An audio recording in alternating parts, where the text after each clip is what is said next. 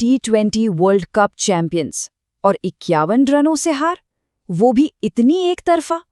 देखिए, south Africa के खिलाफ भारत की ये हार सिर्फ एक खराब दिन नहीं था, ये असल में टैक्टिकल ब्लंडर्स की एक पूरी चेन थी। चलिए इस हार के पीछे की वजहों को एक एक करके समझते हैं। हार का अंतर था 51 रनों का। T20 क्रिकेट में ना इतना बड़ा मार्जिन सिर्फ एक नंबर नहीं होता, ये एक स्टेटमेंट होता है। और इसी हार के साथ सीरीज 1-1 की बराबरी पर आ गई। तो सवाल तो बनता है कि आखिर वर्ल्ड चैंपियन टीम से मैदान पर ऐसी क्या चूक हो गई। और इस हार की कहानी पता है, मैच की पहली गेंद से भी पहले शुरू हो गई थी। टॉस जीतने के बाद लिए गए एक फैसले ने ही सबके मन में सवाल खड़े कर दिए थे। मुल्लानपुर की जो पिच थी ना, सारे एक्सपर्ट्स एक ही बात कह रहे थे, भाई ये तो बैटिंग पैराडाइज है। मतलब साफ था, टॉस जीतो और पहले बल्लेबाजी करो। लेकिन भारतीय कप्तान ने टॉस जीतकर चुनी गेंदबाजी। अब एक ऐसा फैसला था जिससे सबको हैरान कर दिया। क्या ये कोई मास्टर स्ट्रोक की तैयारी थी या एक बहुत बड़ी भूल की शुरुआत? मैच के बाद man of the match Quinton de Kock ने खुद बताया कि पिच का मिजाज कैसे बदला। उन्होंने कहा कि हाँ, शुरू में विकेट थोड़ा धीमा था, लेकिन जब इंडिया बैटिंग करने आई तब तक पिच तेज हो गई थी। तो इसका मतलब शायद टीम इंडिया की सोच गलत नहीं थी। उन्हें लगा होगा कि बाद में गेंदबाजी करना मुश्किल होगा। पर सवाल वही है, अगर प्लान सही था तो फिर गड़बड़ हुई कहाँ? और गड़बड़ कहाँ हुई, इसका जवाब मिलता है साउथ अफ्रीका की पारी के 11वें ओवर में। एक ऐसा ओवर जो शायद इस पूरे मैच का सबसे बड़ा टर्निंग पॉइंट था। इस एक ओवर ने भारत से मैच लगभग छीन ही लिया था।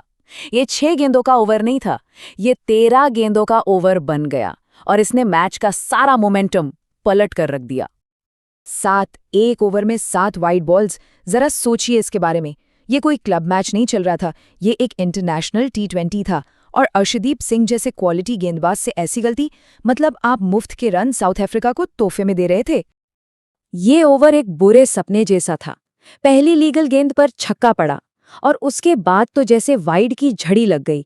1, 2, 3, कुल 7 वाइड। नतीजा 6 गेंदों का ओवर 13 गेंदों का हो गया और उसमें 18 रन आ गए।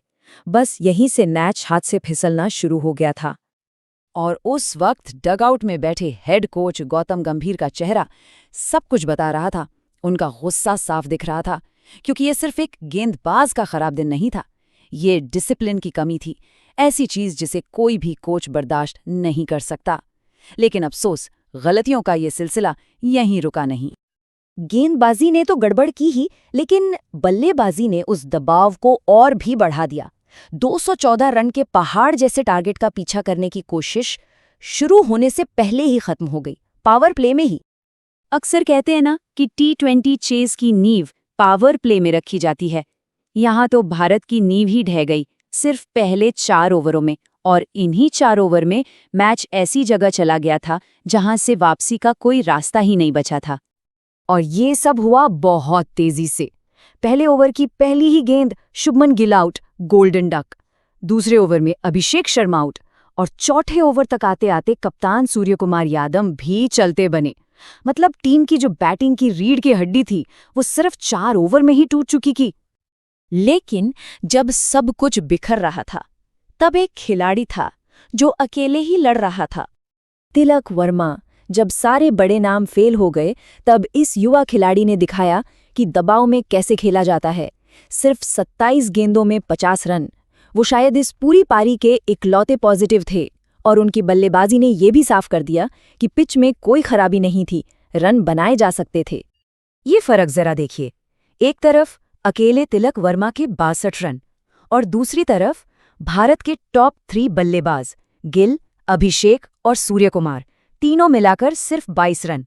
ये आंकड़े अपने आप में पूरी कहानी कह रहे हैं। एक खिलाड़ी लड़ रहा था और बाकी की टीम दबाव में बिखर गई।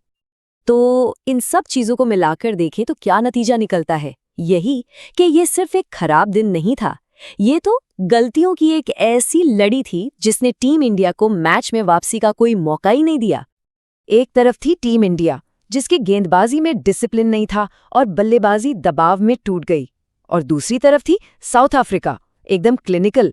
डीकॉक ने 90 रन बनाए, बैट्समैन ने 4 विकेट लिए। फर्क साफ था, ये एग्जीक्यूशन का फर्क था। तो अगर पूरी हार को पॉइंट्स में तोड़े तो क्या था? नंबर 1, बैटिंग पिच पर गेंदबाजी करने का फैसला। नंबर 2, अर्शदीप का वो एक ओवर जिसने सारा मोमेंटम तोड़ दिया। नंबर 3, बड़े चेज में टॉप ऑर्डर का पूरी तरह से फेल हो जाना। और नंबर 4, एक भी बड़ी पार्टनरशिप न बना पाना। रही सही कसर निचले क्रम ने पूरी कर दी, जहां आखिरी 5 विकेट सिर्फ 9 गेंदों में गिर गए।